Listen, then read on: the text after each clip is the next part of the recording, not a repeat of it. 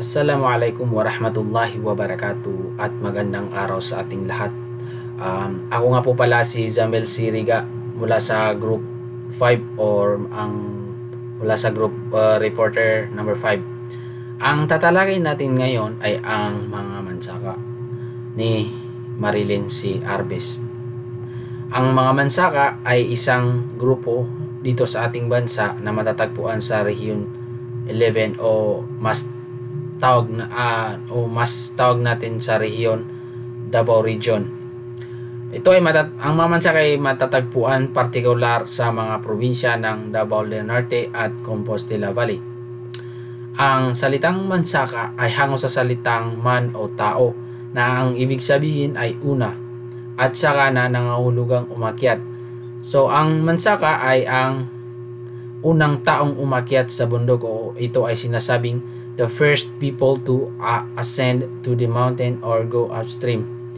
Ang mga unang taong mansaka ay tinatawag na timapod. Bagamat may mga laking bahagi ng ancestral domain na ang mga mansaka ay lugar ng Cumbal Province at Davao del Norte, ang mga mansaka ay hindi sila subgroup o di kaya subtribe ng tribong Mandaya. Dumako tayo sa mga ikinabubuhay ng mga mansaka. Ang pangunahing kabuhayan ng mga mansaka ay ang pangingisda, pagsasaka, pangangaso ng mga ibon, baboy ramo, usa at mga iba pang mga hayop. At sa kasalukuyan ngayon, sila ay nagmimina. Ang mga mansaka ay binabahagi nila sa kanilang mga kasamahan o mismo sa kanilang komunidad ang mga hayop na kanilang nahuhuli. Sumusunod sila sa alintuntunin na dapat silang mangisda sa kanilang teritoryo lamang. Ang mga mansaka ay mahilig sa paggawa ng dagmay o damit na yari sa abaka na may iba't ibang disenyo. Ang dagmay ay kung ang equivalent nito o ang tulad nito sa ating mga Maranaw na ang sa atin naman ay ang kung tawagin natin na aul o yung damit na inaul. Ang mga mansaka din ay gumagawa rin sila ng mga basket, palayok, brushwares na pandekorasyon at gamit sa bahay. Natatanging mga kulay para sa kanilang mga damit ay ang pula, asul, dilaw, puti at puti lamang. Ang kulay pula ay para lamang sa mga datu, bagani at anak ng lalaki ng datu. Ang mga bagani ay matatalakay natin yan mamaya sa mga tradisyon na pamumuno ng mga mansaka kung saan ang mga bagani ay membro sila doon. Ang mga babae namang mansaka kahit anak pa yan ng datu ay hindi nagsusuot ng kulay pula, gayon na rin sa mga karaniwang mamamayan nila. Ang maaari lamang isuot ng mga babaeng mansaka ay ang kulay asul, dilaw, puti lamang. Ang mga pananamit ng mga mansaka. Ang kababaeng mansaka, nilalagyan ng palamuti ang kanilang mga katawan ng kung tawagin nila na sampad, platin, balyag at mga pulseras. Nagsusuot sila rin ng makukulay na beads at beaded hairpins.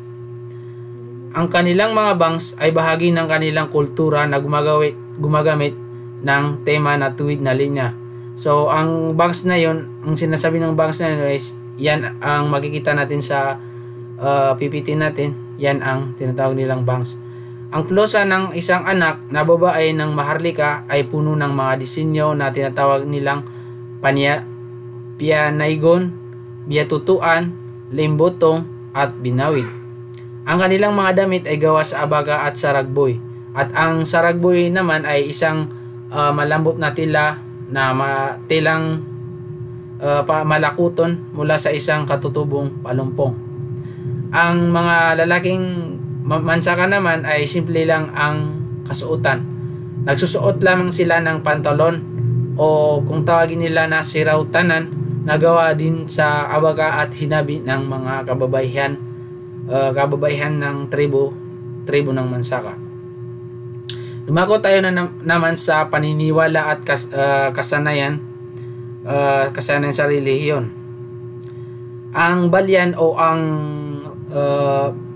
ritual practitioner o kung tawagin natin na shaman ay kabilang sa kanila ay karaniwan ay babae na kung saan nangangasiwa sa mga ritual ng may karamdaman, pagkamatay, pagtatanim at pag-aani. May malaking bahagi ng mga baylan sa panahon ng pagtatanim at pag-aani. Isinasagawa ang ritual upang itaboy ang masasamang espiritu at peste na maaring makapinsala sa mga pananim. Naniniwala din sila sa kanilang Diyos o ang kanilang kataas-taasang nilalang na tinatawag nilang magbabaya. Kinikilala ng Mansaka ang kanilang sarili bilang utaw o ang mga taong nilikha ng magbabaya o ang kanilang Diyos na magbabaya. Ang Mansaka o mandog o domestic gods ay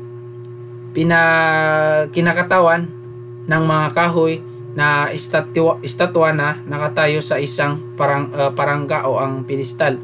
Ang mandog ay mayroong kasarian na maaring makilala sa eskultura at borloloy sa kanilang mga estatwa.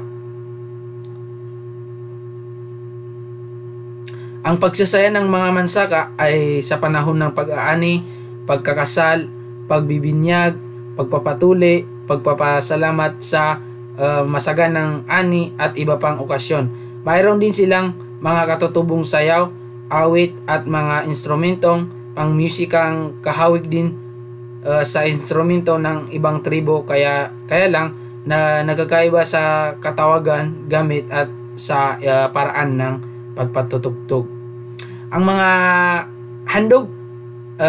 mandog ay ang mga mandog na yon o ang Mansaka mandog ay ibinibigay sa mandog ang mga handog ay binibigay sa mandog pagkatapos ng pagtatanim ng bigas, pag-aani at bago mamatay.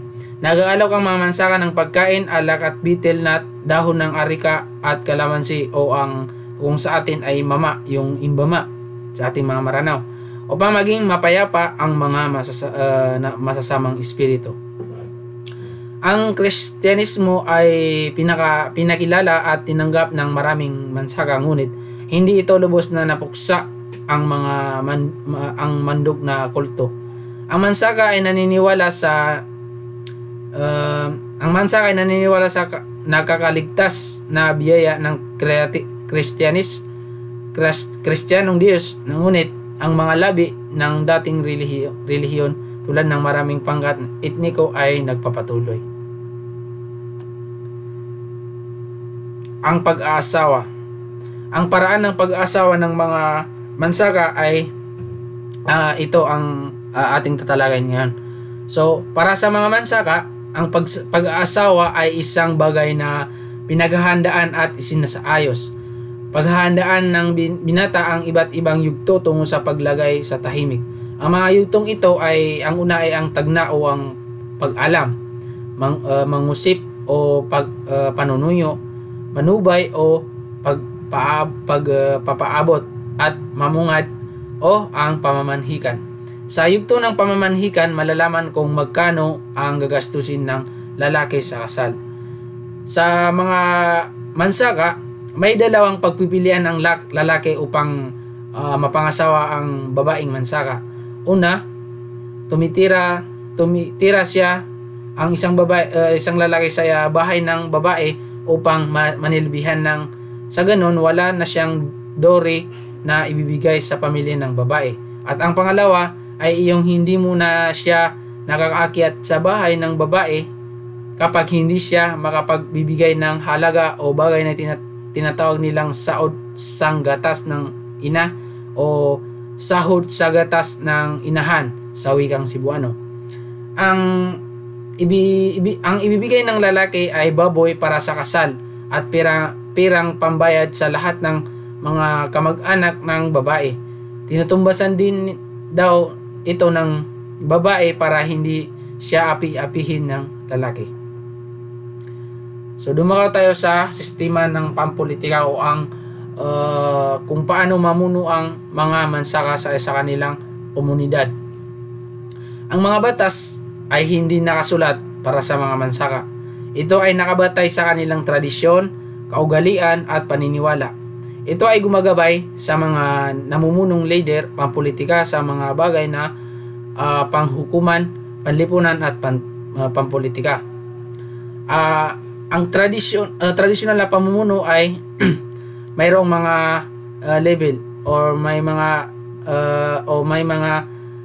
katawagan.